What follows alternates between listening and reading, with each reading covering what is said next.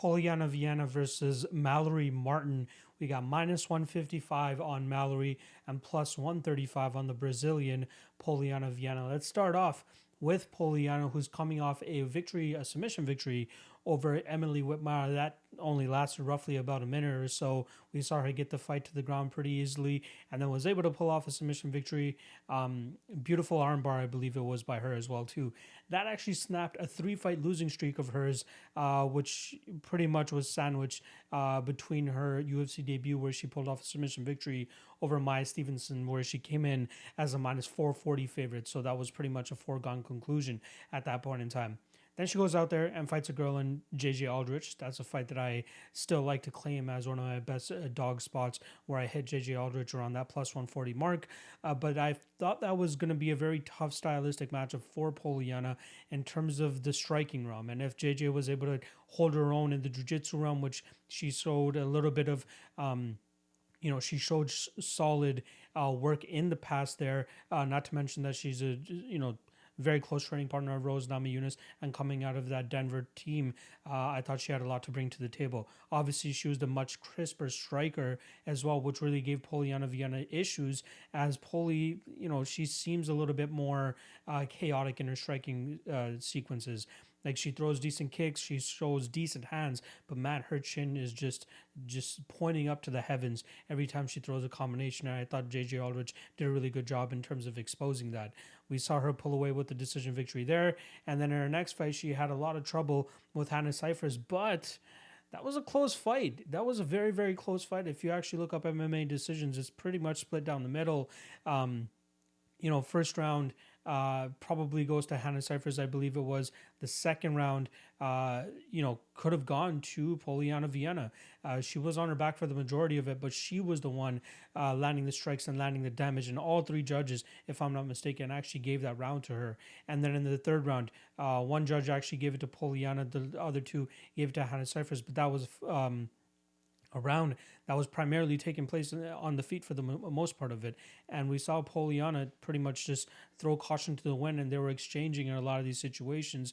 Very, very close round. Could have gone either way, but it really showed that Polyana was just not successful in getting the fight to the ground often enough to really get her jiu-jitsu game going.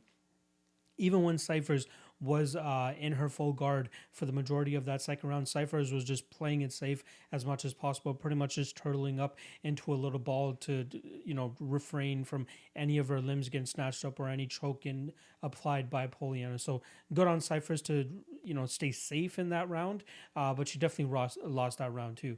And then in the next fight, we see Veronica Macedo submit Polyana Viana. That was a very surprising one, as Macedo was the favorite going into that fight, but nobody expected it or the victory to come via submission the way that it did. Very slick and a lot of dexterity in the hips and the legs of Veronica Macedo, which allowed her to pull off that nasty armbar submission. Beautiful victory for her there. And then we saw Polyana Viana get right back on track with that victory over Emily Whitmire. She showed a lot of emotion after that fight too, and deservedly so, considering that she was probably fighting for her job at that point in time. Now, the notes are out on Viana. She is a jiu-jitsu artist. She has, I think they keep saying 20 or 21 state championships. She's won a bunch of titles in the jiu-jitsu realm, and she is quite active and reckless in her approach in her fights. So I'm not surprised that 3 out of her last 5 fights have finished inside the distance. I do think that Martin will have the striking advantage here, and we'll hop onto her side. She's 4-1 in her last 5, with her only loss coming to Verna Jandiroba. That one's not a bad loss at all. Verna is a top 5 girl in that division. Super high level jiu-jitsu. Did a really good job of getting that fight to the ground. And that's where my concern for Mallory Martin lays, in terms of she didn't really show the greatest takedown defense in that fight. She pretty much gave it up, and I'm not trying to discredit Verna at all there. She timed her entries quite well, and she was able to get the fight down more often than not. And then we obviously see her pull off the submission victory in that second round. I don't know if Viana will be as successful in terms of getting Mallory Martin to the ground. She has, I believe, a 33% success rate in her takedown accuracy. And, Mallory Martin comes from that AKA gym. I think she's now spending time at Team Elevation. Her boyfriend is a high-level wrestler himself, Mr. Duran Win. So I'm sure she knows a thing or two about wrestling. And most of her fights, her victories come via wrestling. You know what I mean? She goes out there, takes these women down, and shows some good passing. I believe she's a brown belt in jiu-jitsu. She passes very well. She gets dominant positions, and either she sinks in a choke, or she gets a TKO, or she controls her opponents long enough to eventually get a decision victory. But she is quite offensive in those positions.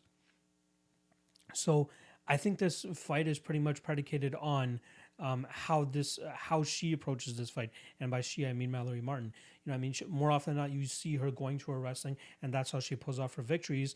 And do you really want to go to the wrestling when you're dealing with such a high level jiu-jitsu player like a Polyana Viana?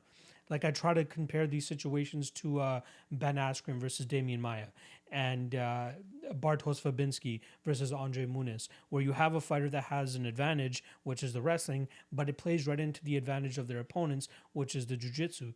Now, I'm not saying that Polyana Viana is Damian Maia with her jiu-jitsu and Mallory Martin is Ben Askren with her wrestling.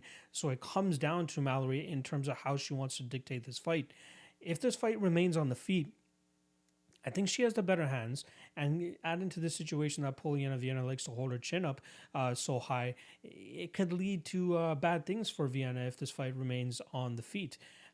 We did see in the Hannah Cifers fight that Mallory Martin has a little bit of work to do with the striking as well. We saw Hannah Cifers very close to finishing her in that first round, pretty much just unloaded her gas tank in that first round, was not able to get the finish, and luckily for Mallory, she was able to withstand that and get the takedown in the second round pretty much immediately, and then work to eventually get that submission. I believe it was a rear naked choke there. So good win for her there.